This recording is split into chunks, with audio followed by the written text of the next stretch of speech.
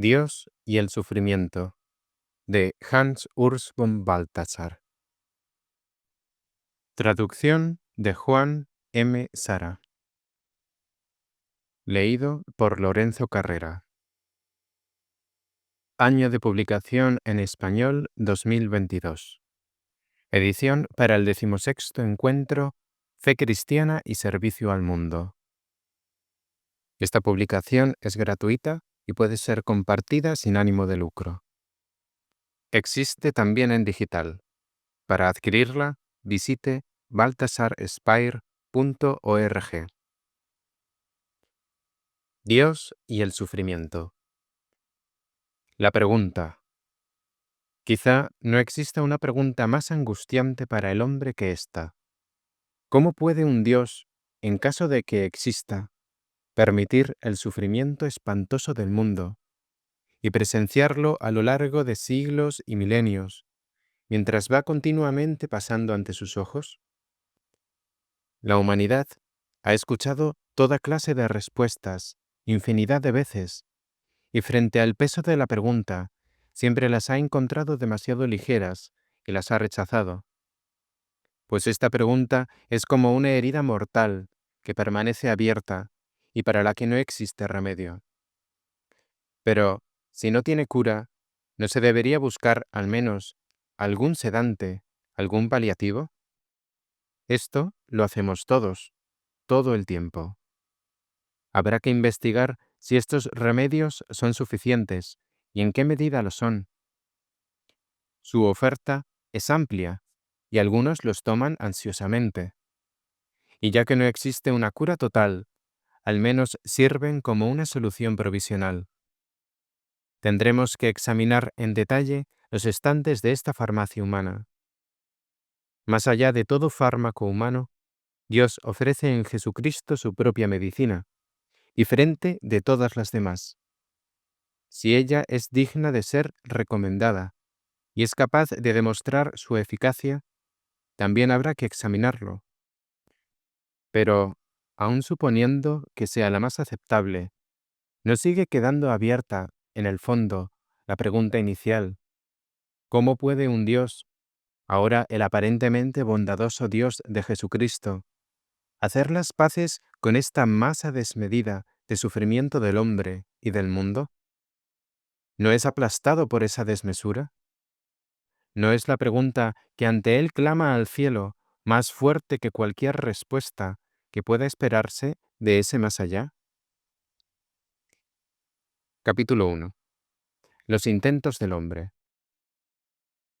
El árbol del dolor está infinitamente ramificado. Ya en sus raíces, pues el sufrimiento humano está profundamente entrelazado con el sufrimiento de los animales. Estos viven persiguiéndose unos a otros y devorándose unos a otros, luchando en constante temor por su existencia, y siempre, en algún momento, acaban sucumbiendo ante el enemigo, ante la enfermedad, ante la vejez y la muerte. En efecto, la creación fue sometida a la caducidad. Romanos capítulo 8. Precisamente cuando quiere conservarse, aún evolucionar. El hombre hereda ese dolor natural y lo ahonda por su ser consciente, sea que el dolor irrumpa desde el exterior como una catástrofe natural, o desde el interior de su débil organismo, sea que lo experimente de un modo físico, como hambre y enfermedad, o de un modo espiritual, con la experiencia del odio, la soledad, la pérdida de esperanza ante el sentido de la vida. Se puede entender que algunas cosmovisiones interpreten todo placer y alegría como algo superficial, quizá engañoso, y el sufrimiento como el fundamento que verdaderamente sustenta la realidad del mundo. Y quien quiera volverle la cara, no puede menos que ver ante sí el fin seguro que le espera, y así pasar toda su vida sometido a la esclavitud, por temor a la muerte. Hebreos capítulo 2. ¿Qué actitud puede adoptar el hombre ante el sufrimiento? Una triple. Primera actitud: derrotismo. Derrotismo significa, en la práctica, una muerte voluntaria, antes llamada suicidio. Se capitula frente al predominio inadmisible del sufrimiento, en la creencia de que así uno se libra de él. Pero, ¿qué sucede si este no fuera el caso? Si se diera una reencarnación como castigo por capitular. Si en el anhelado adormecerse de la muerte vinieran sueños del todo no deseados, en la tierra no descubierta, de cuyos límites no regresa ningún viajero, como cavila Hamlet. La mayoría de los suicidas no van tan lejos con sus pensamientos. Ellos solo ven el ahora, también solo se ven a sí mismos y dejan el destino de seguir sufriendo a los demás. La solución es puramente egoísta. Segunda actitud: rebelión. Al hombre que se rebela contra el sufrimiento, la antigüedad ya conocía tales rebeldes. Se le han erigido en nuestros días grandes monumentos. La verdadera cuestión es contra quién él se rebela. Rara vez contra Dios, pues generalmente es lo suficientemente inteligente como para reconocer que un Dios cruel es una contradicción en sí mismo, que en verdad no puede existir. En suma, rebelión contra nadie, rebelión por amor a la rebelión, como signo de la grandeza del hombre. Pero, ya que no existe nada para verla, ¿ella no se desvanecerá explotando, sordamente, en el vacío? Sigmund Freud, quien sufrió lo indecible en sus últimos años, escribe en una de sus cartas: «Como yo soy profundamente no creyente, no tengo a nadie a quien culpar, y sé que no existe ningún lugar donde pueda presentar una queja». Pero luego, a pesar de todo, nos dice: «Si bien en mi oposición, al final, se queda muda, sigue siendo, no obstante, un acto de oposición». El hombre rebelde sabe de su intimísima contradicción. Es difícil ordenar en este contexto los diversos modos de representarse del budismo. Él es rebelión contra todo ese mundo, de apariencia, que finalmente será desenmascarado como sufrimiento. Pero al mismo tiempo, él da instrucciones sobre cómo escapar de ese mundo, y así constituye un pasaje hacia el tercer tentativo de solución que trataremos. Crea una técnica para escapar del sufrimiento, sumergiéndose, gradual y, al final, definitivamente, en el nirvana. En la medida en que esa técnica posee una cualidad espiritual y exige un estricto ascetismo, ella se diferencia de métodos anestésicos baratos, por ejemplo, tantrismo, conocido principalmente como yoga, dervichismo o simplemente drogas, en el hecho de ser éticamente irreprochable y no generar remordimientos. Pero si bien en teoría ella se ofrece a todos, de hecho únicamente los elegidos pueden seguir ese camino. En este sentido, también este camino sigue siendo egoísta. Uno le da la espalda a este mundo en sí incurable, y de esta forma busca su salvación. Y tan solo cuando después de interminables eones todos hayan recorrido ese camino de liberación, la ilusión de este mundo, en sí sin sentido, estallará como una pompa de jabón. La mayoría de los caminos concebidos por el hombre, a menudo llamados místicos, van en esta dirección. Por una parte, ellos aspiran a una espiritualización radical, en nuestro contexto, a dar la espalda a todo el carácter intrínsecamente problemático de la dolorosa esfera material. Por otra, también se esfuerzan por ir más allá del yo, cautivo en sí mismo, para hacerse uno con una totalidad inconsciente, más allá de la conciencia limitada. Tercera actitud: manos a la obra. ¿No son cobardes todos estos intentos de huir del sufrimiento? Se debería, no obstante todo, hacer el intento de dar una mano, y mejorar lo que se pueda mejorar. Quizá así uno tome parte activa, histórica y conscientemente, en una tendencia general del mundo hacia una realidad mejor, en una tendencia de la nada al ser, véase a Bloch, en una tendencia de la bestialidad a la verdadera humanidad, véase a Teilhard de Chardin, en una tendencia histórica del hombre alienado de sí mismo, hacia una reconciliación general del hombre y la naturaleza en el humanismo positivo, esforzándose por superar las clases que desmiembran a la humanidad, véase a Marx. Todas estas tendencias cuentan con un camino largo y difícil, en parte seguramente también sangriento, pero la meta, que llama y espera en el futuro lejano, merece el esfuerzo de tomar sobre sí un sufrimiento precursor, en caso necesario, incluso sufrimientos siempre más duros. Y la ciencia ayudará a eliminar, si bien no la muerte, sí mucho del dolor que puede ser superado.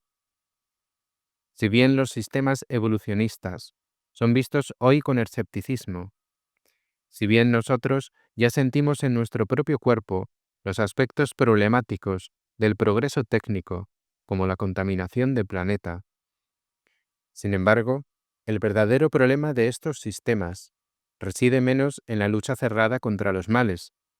Esta lucha parece ser la auténtica tarea de la humanidad, que en el poco valor que se da al individuo que sufre.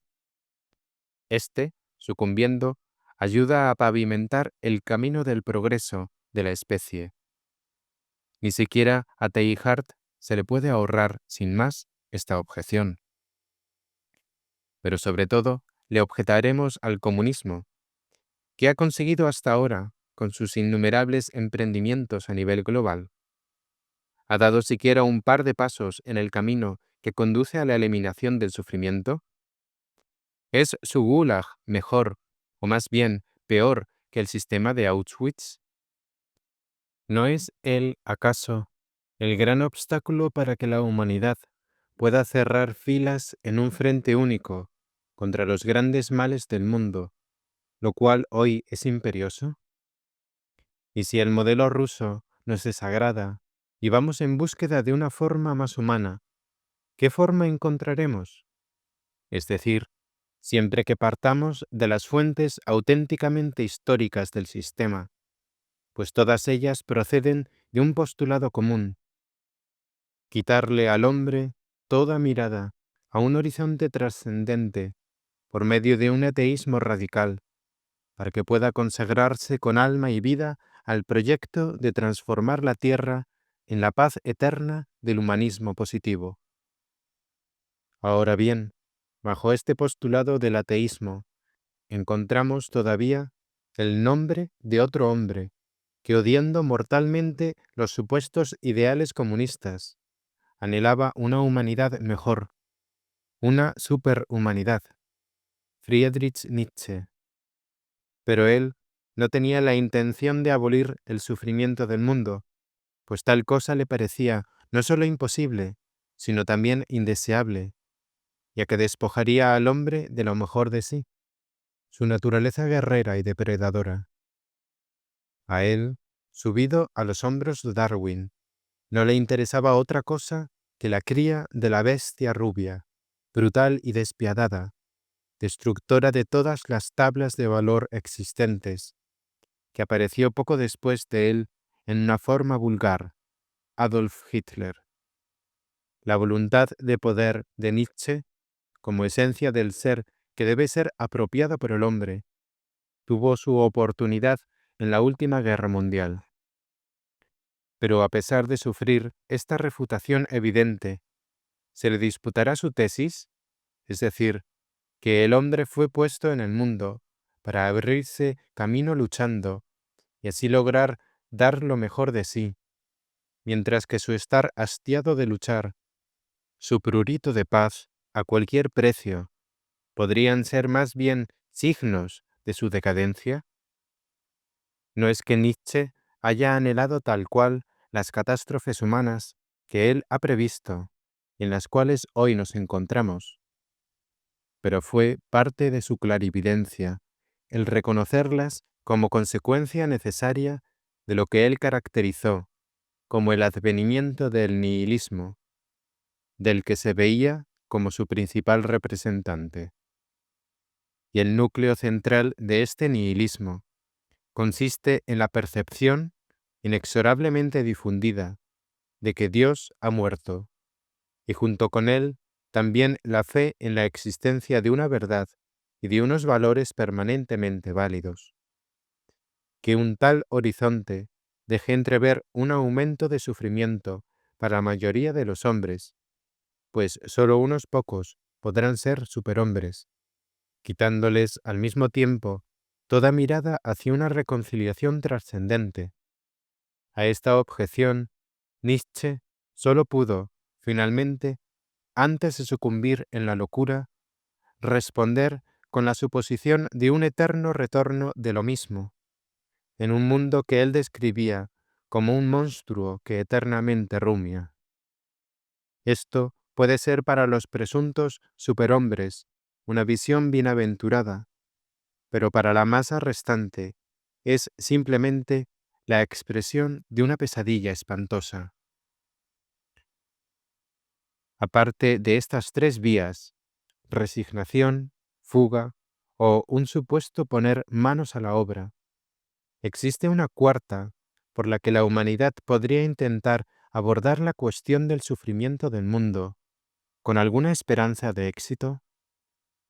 No podría nombrar ninguna otra, salvo quizá el sordo ideal de prosperidad al que todos nosotros rendimos homenaje, más o menos irreflexiblemente, pero con una venda en los ojos que otras épocas más realistas, como la alta o la baja Edad Media, preferían no ponerse, para ver más directamente a los ojos las cosas como ellas, de hecho, inexorablemente eran y son. Esos eran tiempos más o menos cristianos, por lo que ha llegado el momento de ocuparnos de lo que el cristianismo tiene para decir sobre nuestra pregunta. Capítulo 2. A la luz del cristianismo. 1. Ninguna teoría.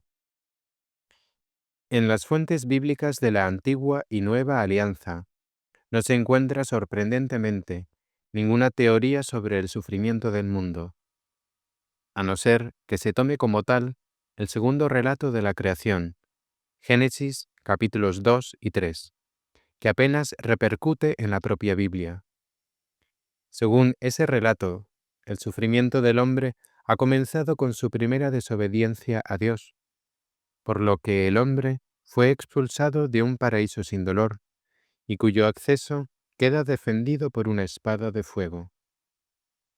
El relato bíblico, integrado en narraciones legendarias, puede iluminar una parte del problema, es decir, la que vincula el sufrimiento con el alejamiento de Dios.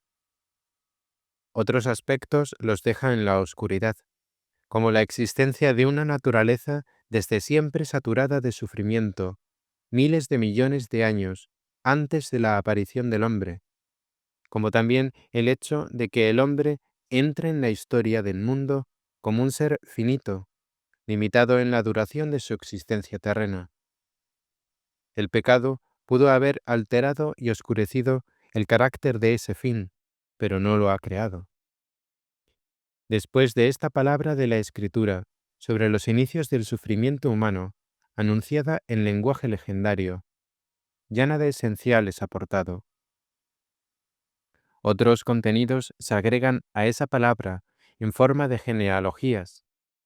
La historia del primer asesinato, Caín y Abel, de la primera venganza sangrienta, Génesis capítulo 4, de la primera fornicación, capítulo 6, del primer acto de orgullo que asalta los cielos, capítulo 11.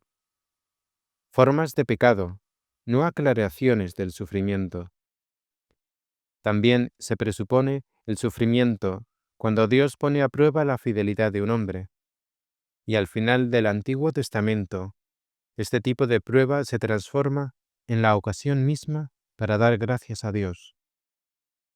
Por todo esto, debemos dar gracias al Señor nuestro Dios, que ha querido ponernos a la prueba, como lo hizo a nuestros padres.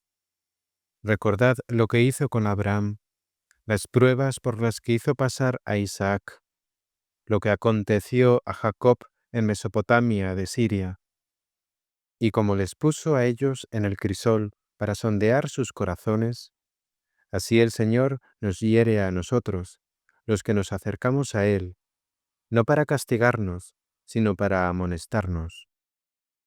Judith, capítulo 8. Dios nos prueba para amonestarnos, o mejor, nos prueba porque nos ama lleno de misericordia, como dice el Nuevo Testamento. Primera de Pedro, capítulo 1, Hebreos, capítulo 12, Apocalipsis, capítulo 3. Esto significa, por consiguiente, que Dios puede usar el sufrimiento, tenga el origen que tenga, para fines buenos, es más, para los mejores fines. Esto se refiere a casos excepcionales, o esta frase puede ser de alguna manera generalizada. A veces, el sufrimiento puede recibir un sentido positivo. ¿Es posible ampliar esta aseveración? Esto nos obliga a mirar a Jesucristo. Dos figuras le preceden. Una es Job, que abrumado por un sufrimiento insoportable y casi sepultado bajo él, grita a Dios por una explicación, por justicia. Sin embargo, aunque finalmente Dios le justifica por su conducta, mientras que los amigos, que explican el sufrimiento por la pecaminosidad de Job, son condenados. La majestad inescrutable de Dios, con todo, solo les llama al silencio. La otra figura es el siervo de Dios, en Isaías capítulo 53, que por sus hermanos pecadores sufre la más pesada humillación y finalmente la muerte, y por esto mismo es glorificado por Dios y recibe una multitud como parte. Job es un predecesor que se queda a la zaga. El siervo de Dios es uno que ya camina espiritualmente con Cristo y encuentra su figura histórica en la interpretación cristiana de la cruz de Jesús.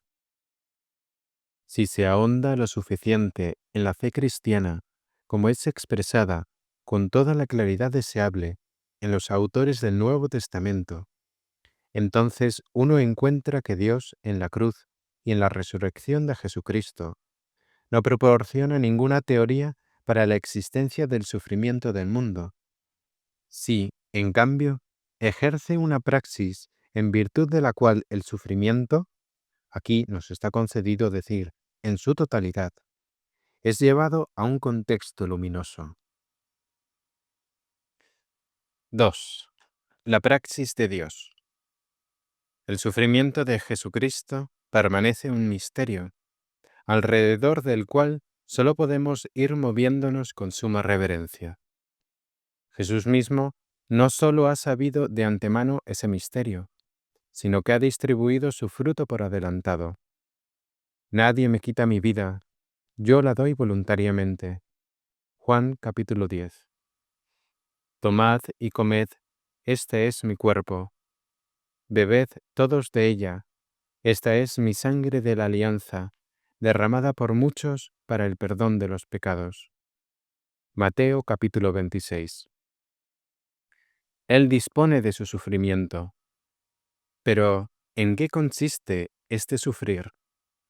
No principalmente en un tormento físico que en aquel entonces miles de personas tuvieron que soportar igual que él, sino en algo mucho más profundo, si damos fe a los textos, en un ser abandonado por el Dios al que él llama de una manera muy especial su Padre, con el que está unido como ningún otro y en cuyo seno siempre descansa. Nadie conoce al Padre sino el Hijo. Mateo capítulo 11. Por lo tanto, nadie puede experimentar semejante abandono de Dios como el Hijo. Este es el sufrimiento más profundo posible. Saber por experiencia propia quién es Dios y haber perdido a ese Dios, aparentemente para siempre. Pero solo ahora viene lo decisivo. Según los textos del Nuevo Testamento, ese sufrimiento no tiene lugar porque Dios se siente solidario con los que sufren, como dicen hoy muchos teólogos. El concepto de solidaridad expresa sin duda algo correcto, como lo podemos ver en el hecho de que Jesús es crucificado junto a dos malhechores, pero de ningún modo agota el contenido de su sufrimiento. Más bien, debemos aceptar el concepto de sustitución vicaria, que ya nos es conocido a partir del siervo de Dios. Uno puede, manifiestamente, expiar por los pecados de muchos. Esto lo sabía Israel. Con esto vamos ya pisando sobre las huellas justas, pero aún no estamos en la meta. Más allá de esto, debemos saber quién es ese uno. En los cantos del siervo de Dios parece ser un hombre. Jesús, en efecto, es un hombre, pero es más que un hombre. Él es el Hijo del Padre. Por eso, su sufrimiento no solo es el más profundo posible, como se ha dicho, sino que también puede ser el que expía por todos, porque tiene el poder de, descendiendo, atravesar y tomar desde abajo todo pecado, pero también todo sufrimiento del mundo, y así transformarlo en una obra del amor supremo. Amor supremo no solo de aquel que se dona, sino también de aquel que lo dona. Tanto amó Dios al mundo, que dio a su Hijo único por el mundo. Juan capítulo 3. Para reconciliarlo consigo por medio de aquel que se hace el portador de todo pecado. Segunda de Corintios capítulo 5. Esta es la buena nueva cristiana, tal y como la proclama el Nuevo Testamento, y sólo ella, en su plena totalidad orgánica, puede arrojar luz sobre nuestro problema, Dios y el sufrimiento. La pasión no es lo único en la vida de Jesús. Ella está entre su vida terrena de trabajador y predicador itinerante y su resurrección hacia el Padre, en la que toma consigo sus estigmas transfigurados en la vida eterna. El cristianismo no es una religión unilateral del sufrimiento. A este le antecede un trabajo dirigido al mundo y transformador del mundo, y le sigue una vida junto a Dios que acoge y salva en él todo lo vivido y sufrido. Según la concepción cristiana, el sufrimiento de Jesús es inclusivo, es decir, da acceso al sufrimiento del otro, que incluido en el suyo, también puede expiar vicariamente. Pablo lo dice de un modo explícito en muchos pasajes. Colosenses capítulo 1, Gálatas capítulo 4, etc. El cristiano que conoce esta inclusión ve en ese sufrir con Cristo algo pleno de sentido, incluso algo digno de ser deseado, también si se transforma en una carga que nos abruma de un modo excesivo, por encima de nuestras fuerzas. Segunda Colosenses capítulo 1. Un Esteban y otros discípulos en los Hechos de los Apóstoles se consideran bienaventurados por recibir la gracia de soportar tal sufrimiento por amor de Cristo y junto con Él. Y el sufrimiento del sinnúmero de todos los demás que no conocen esta paradójica bienaventuranza. Aquí chocamos contra un límite de nuestra capacidad de expresión. Solo recordemos que en su pasión, Cristo ha sufrido más que todo sufrimiento humano, y lo ha hecho vicariamente, para que ningún sufrimiento humano, por más atroz y perverso que sea, vaya más allá del suyo, sino que quede conservado en el interior del suyo. 3. La singularidad de esta praxis. En este punto debemos detenernos un momento para percibir con más claridad el profundo contraste que existe entre la valoración cristiana del sufrimiento y los intentos humanos antes mencionados de darle una solución al problema. Todos estos tenían como objetivo huir del sufrimiento. Lo hacían acabando drásticamente con él, ayudándose con una técnica artificiosa, endureciéndose contra el dolor, hasta el punto de ponerse sobre una tabla de clavos, de despreciar estoicamente el dolor o la ignominia, planificando sociológicamente en vista de un futuro lejano. Los métodos son diversos, pero el fin es evidente. El sufrimiento debe desaparecer. Jesús no pone el sentido de su vida en la abolición del sufrimiento, sino en el descenso a su fundamento más bajo. Él bebe el cáliz hasta el fondo, expresamente por nosotros, no para que nosotros ya no tengamos que sufrir, sino para que el sufrimiento, carente de un sentido último, reciba en él el sentido más alto: ayudar a expiar y redimir el mundo. Es verdad que muchos filósofos y pedagogos siempre han considerado útil una cierta medida de sufrimiento. Quien no ha sido aporreado no ha sido bien educado, como ya sabían los griegos. Pero donde comienza a pronunciarse lo insoportable, lo excesivo, el padecimiento de lo injustificable, allí calla toda filosofía y toda pedagogía. También calla Nietzsche. Se apaga su elogio del sufrimiento que hace fuerte como el acero. Para su propia demencia, ya no habría tenido ninguna teoría. Aquí, más allá de toda teoría, solo hay uno que todavía tiene una palabra, una que en el fondo ya no es una palabra que habla, sino una que sufre en su carne. Pues Jesucristo, como Hijo de Dios, es la palabra definitiva del Creador y Padre para el mundo. Y lo definitivo en ella es que la entrega del Hijo y de la palabra al estado de abandono último es también la revelación más profunda del amor de Dios para el mundo. 4. Acción y pasión. El sufrimiento de Jesús es voluntario. Él incluso ha nacido para poder morir, según la expresión de algunos padres de la Iglesia. Por eso, su sufrimiento es, de hecho, el punto culminante de su trabajo cumplido en la tierra. Esto no es tan ajeno al ser hombre como podría parecer a primera vista. La palabra latina labor significa tanto trabajo como pena.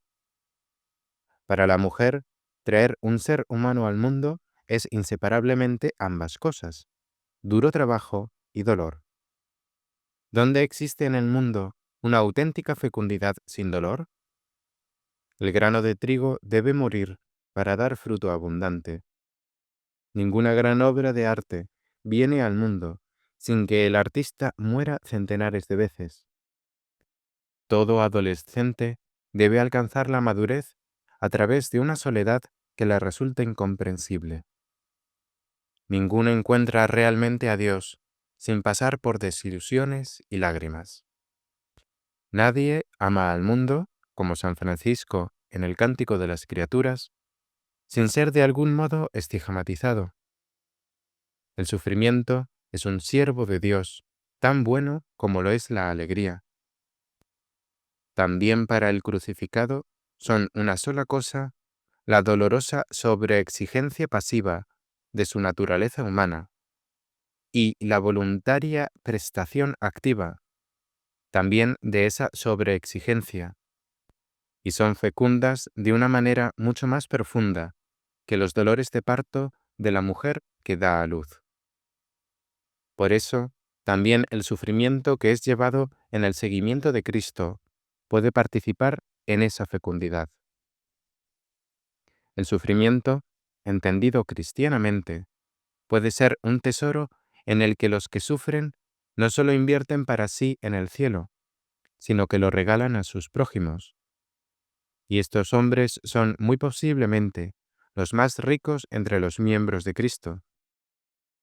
El solo hecho de pensar que son testigos de la verdad del cristianismo ha levantado y animado a muchos a lo largo de los siglos cristianos y hoy en los gulags.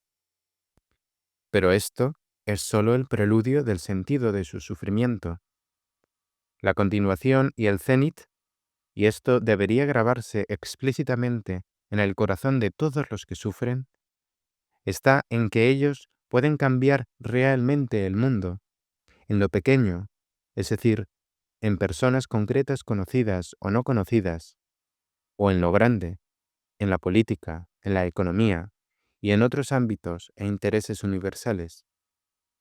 Ellos son dadores, ellos regalan, probablemente en un sentido mucho más comprensivo que los activos y ocupados en sus labores. Esto forma parte de la singularidad absoluta de la doctrina cristiana. En esto, ella es la directa inversión de sentido de todos los intentos humanos mencionados de superar el sufrimiento como un simple mal. Jesús utiliza la idea judía de la paga, que es recompensada en el cielo por el sufrimiento terreno.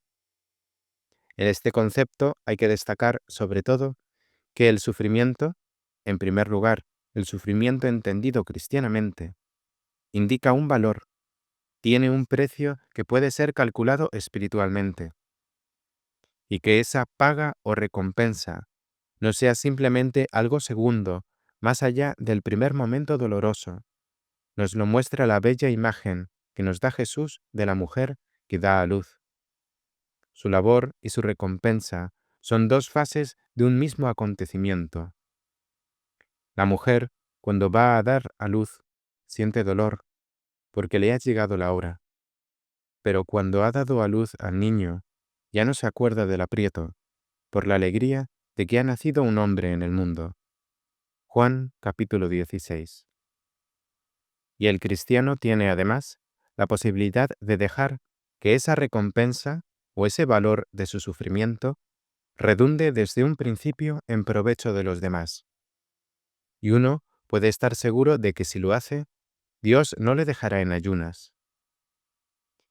En el ámbito cristiano, este valor del sufrimiento concebido en la fe es evidente. ¿Hasta dónde se extiende ese valor gracias a la misericordia de Dios? Incluso más allá del radio de acción de la fe viva, no nos compete a nosotros saberlo. Por ejemplo, si comprende a los que mueren en el servicio a los demás, o a todos los que soportan con paciencia un destino espiritualmente duro, o dolores corporalmente fuertes.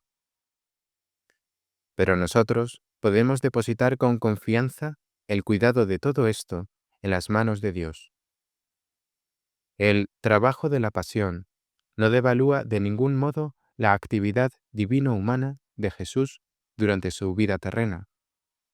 Su pasión abraza desde abajo toda su acción precedente, así como en cada vida humana la muerte concluye todo el obrar. La muerte no dice que la actividad anterior ha sido vana y sin sentido. En el cristianismo, la pasión no elimina el sentido de la acción humana y cristiana. Nosotros somos inequívocamente exhortados a hacer todo lo que está en nuestro poder para mitigar el sufrimiento humano en torno a nosotros, para trabajar tanto como podamos por la paz entre los hombres y los pueblos, para realizar las obras de misericordia corporales y espirituales que el Evangelio nos sugiere, para promover todo progreso significativo que ayude a curar a los enfermos, a vencer la miseria de las favelas a escala mundial, a eliminar toda injusticia en la discriminación racial y en la opresión de los trabajadores. Para esto no se necesita, en cuanto tal, ser cristiano, si bien en todas estas demandas los cristianos deberían ser, en el frente de la lucha, los promotores de la humanidad y animadores de los resignados. El mismo Jesús ha puesto durante su actividad pública signos visibles por los que era posible reconocer su carácter mesiánico. Cuando el Bautista encarcelado envía a preguntarle si él era el esperado, Jesús le responde: «Id y contad a Juan lo que oís y veis. Los ciegos ven y los cojos caminan. Los leprosos quedan limpios y los sordos oyen. Los muertos resucitan y se anuncia a los pobres la buena nueva, como lo había profetizado Isaías. Mateo capítulo 11.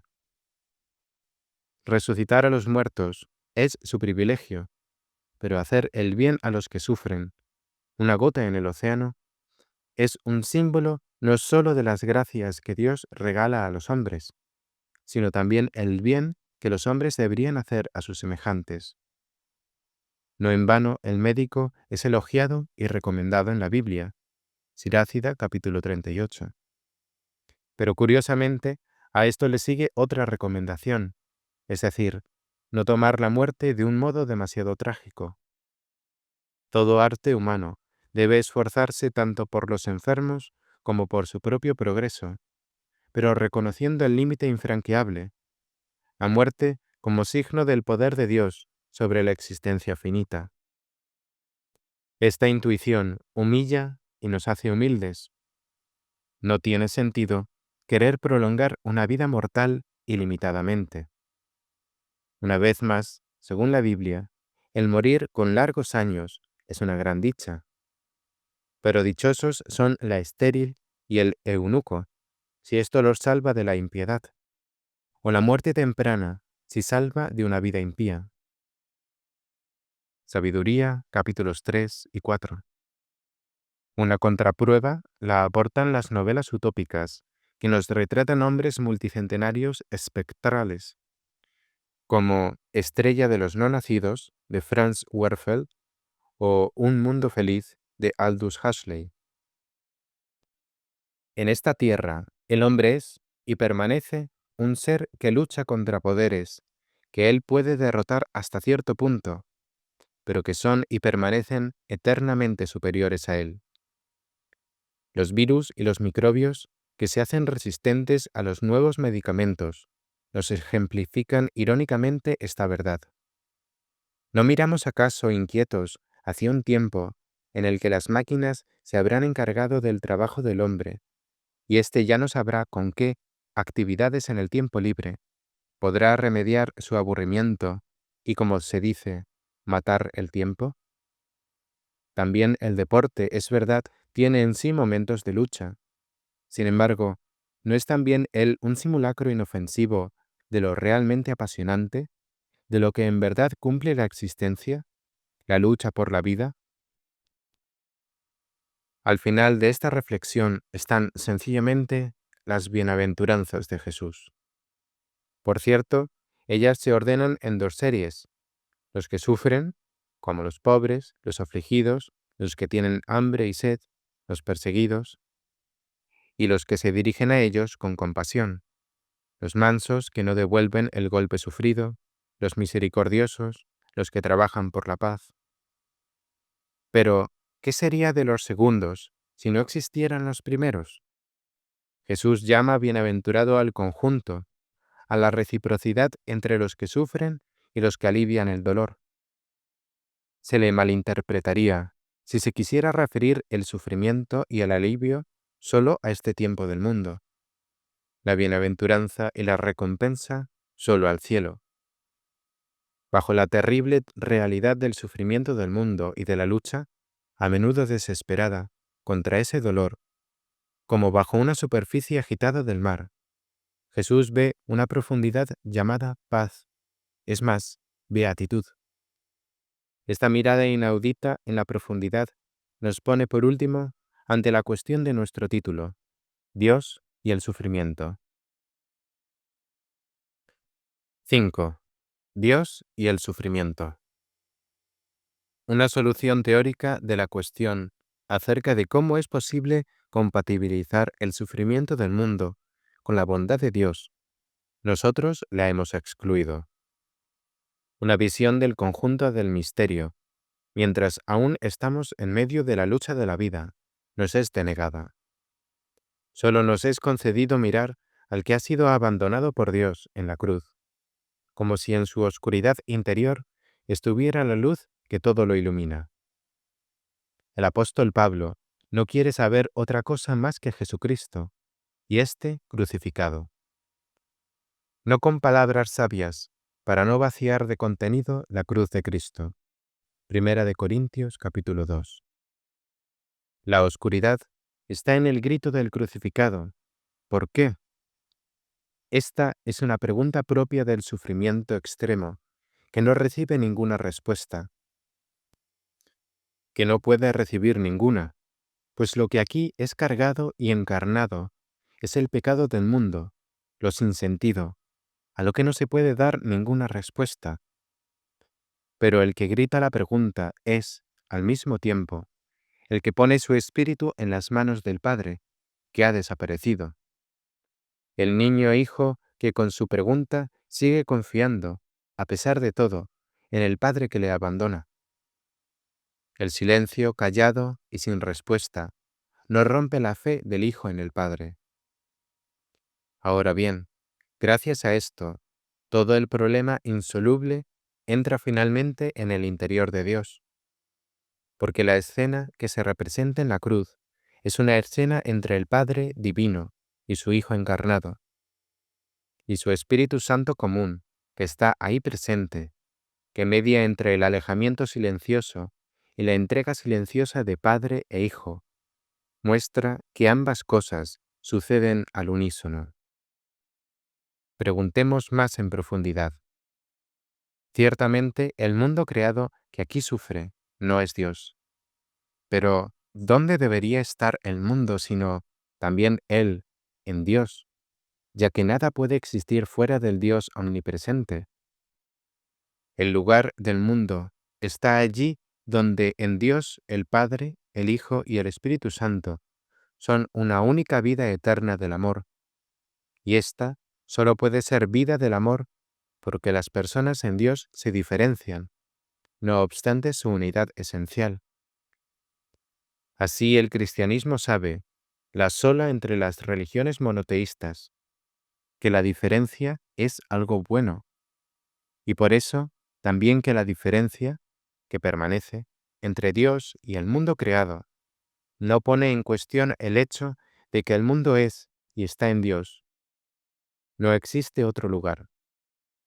Y esto mismo también significa que el sufrimiento del mundo está muy cerca del corazón de Dios, ya sea el sufrimiento que existe en la naturaleza, o el peor, el que surge de la libertad humana y que los hombres se infligen unos a otros, al que Dios no puede simplemente dejar pasar, sino que debe juzgar. Todo esto está en Dios. Es una ilusión óptica del hombre filosofante pensar que el sufrimiento suceda aquí abajo y que allá arriba un Dios beatamente desinteresado se quede simplemente mirando. Todos los puños erguidos contra el cielo del hombre rebelde apuntan a una dirección falsa. El que sufre, el que grita en agonía, está en Dios. Lo está porque el mundo entero, así como es, con toda su sangre y todas sus lágrimas, ha sido planeado y creado en Cristo, más concretamente, en el Cristo crucificado. El Padre nos ha elegido de antemano para ser sus hijos adoptivos en Jesucristo, según el beneplácito de su voluntad. En su Hijo amado tenemos, por medio de su sangre, la redención, el perdón de los pecados. Efesios capítulo 1. Nosotros somos rescatados por la sangre preciosa, como de cordero sin tacha y sin mancilla, de Cristo, elegido de antemano, predestinado antes de la creación del mundo. Primera de Pedro, capítulo 1. Esto nos dice que ya desde siempre el amor de Dios ha abrazado desde abajo y sostenido todo el sufrimiento del mundo. Un amor divino trinitario, naturalmente, cuyas dimensiones nadie podrá sondear ni en el tiempo ni en la eternidad. Un amor del que nosotros solo podemos decir que deja detrás de sí toda forma de sufrimiento sin respuesta, no excluyéndolo, sino incluyéndolo. un amor que puede incluso osar el riesgo de todos los crímenes y locuras de la libertad humana, pero que de ningún modo los necesita para ser amor, a lo sumo para mostrarle y demostrarle al mundo entero que el amor es más fuerte que la muerte y el infierno. Véase Cantar de Cantares, capítulo 8. Fin de Dios y el sufrimiento, de Hans Urs von Balthasar.